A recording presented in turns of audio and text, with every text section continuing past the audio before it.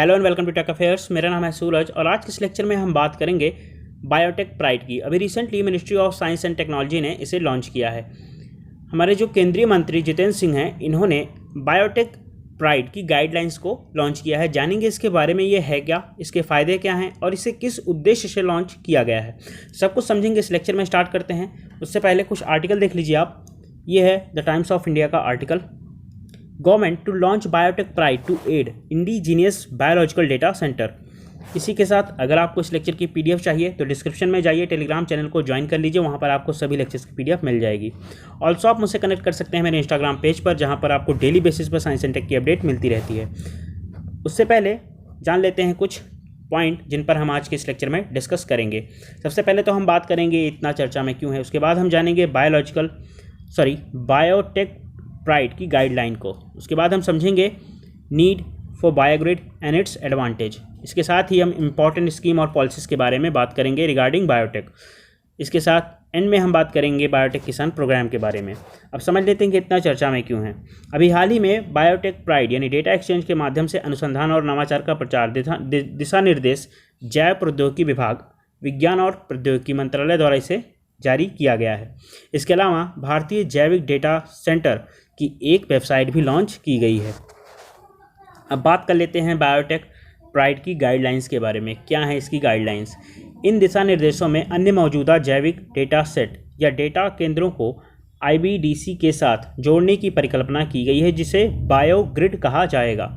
यह बायोग्रिड जैविक ज्ञान, सूचना और डेटा के लिए एक राष्ट्रीय भंडार होगा। साथ ही बायोग्रिड अपने एक्सचेंज को सक्षम करने, डेटा सेट के लिए सुरक्षा मानकों और गुणवत्ता के उपायों को विकसित करने और डेटा तक पहुंचने के लिए एक विस्तृत तौर तरीकों को स्थापित करने के लिए जिम्मेदार होगा। इसी के साथ इन दिशा निर्देशों को भारतीय जैविक डेटा केंद्र के माध्यम से लागू किया जाएगा। वर्तमान में भारत जैविक डेटाबेस में योगदान करने वाले शीर्ष 20 देशों में चौथे स्थान पर है। अब बात कर लेते हैं बायोग्रिड की आवश्यकता और इसके लाभ के बारे में।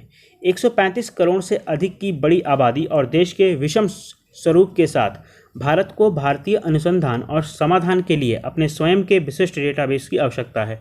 इस स्वदेशी डेटाबेस में भारतीय नागरिकों के लाभ के लिए युवा वैज्ञानिकों और शोधकर्ताओं द्वारा डेटा के आदान प्रदान और अपनाने के लिए एक विशाल सक्षम तंत्र होगा।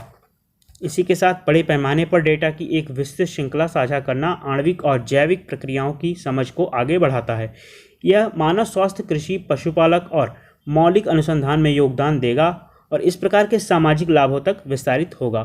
इसमें DNA सीक्वेंसिंग लागत में भारी गिरावट के साथ DNA अनुक्रमण यानी सीक्वेंसिंग में प्रगति की एक सरकारी एजेंसियों को जैव विज्ञान के विभिन्न क्षेत्रों में बड़ी मात्रा में जैविक डेटा के निर्माण के लिए अनुसंधान को निधि देने में सक्षम बनाया गया है। अब बात कर लेते हैं बायोटेक के संबंध में महत्वपूर्ण योजनाएं और जो नीतियां हैं उन्हें, जो कि पहले चली आ रही हैं। बायोटेक किसान प्रोग्राम, अटल जल अनुसंधान biotech mission, undertaking nationally relevant technology innovations, DNA technology bill 2019 और जीनोम इंडिया प्रोजेक्ट। ये सब पहले से ही ये स्टार्ट हो चुके हैं प्रोजेक्ट। अगर आपको इनके बारे में जानना है डिटेल में तो आप कमेंट करिएगा, मैं इनके बारे में आपको बता दूंगा। सो ये था इस वीडियो का एंड। एक छोटी सी जानकारी थी इस बायोटेक प्राइड के बारे में। आई होप आपको ये लेक्चर पसंद आया होगा। पसंद आया है तो वीडियो को लाइक ज़रूर करें, ऑल्सो इसे शेयर ज़रूर कर दीजिए।